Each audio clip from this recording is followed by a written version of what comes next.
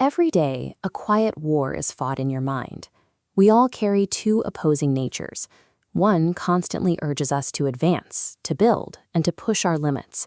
The other pulls us backward into the safety of comfort. Which of these forces wins isn't decided by genetics or fate. It is dictated entirely by how you choose to direct your willpower. When you let that desire for comfort take over, you drift into a passive state. You stop trying. And in a world designed to test you, choosing comfort over action guarantees failure. To justify this passivity, we rely on societal myths.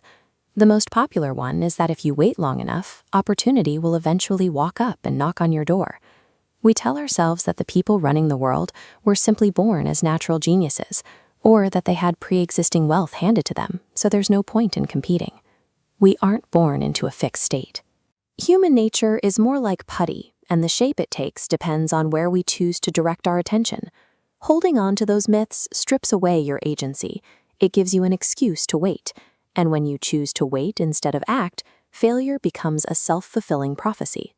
Look at the people holding high-level leadership or management roles. It's very rare that they possess any more innate talent than the people working under them. What actually separates them is a capacity for untiring, concentrated effort. They have trained themselves to stick to a proposition and see it through over grueling periods of time.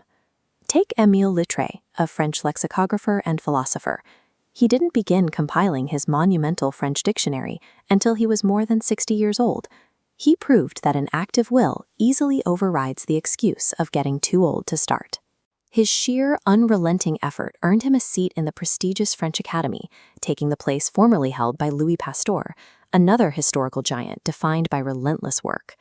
What we admire as genius is usually extreme grit, disguised by the passage of time.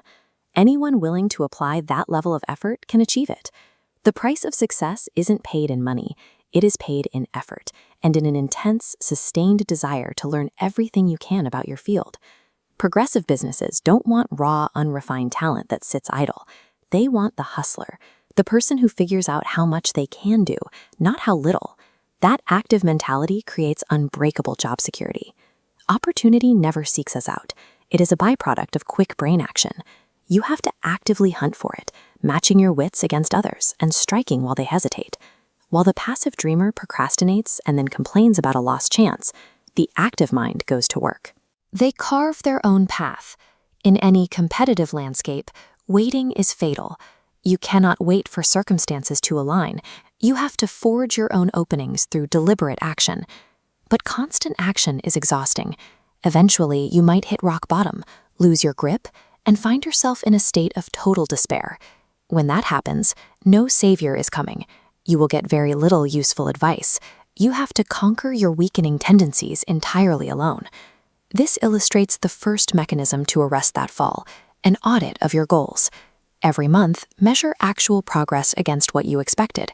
If you fell short, don't look for excuses.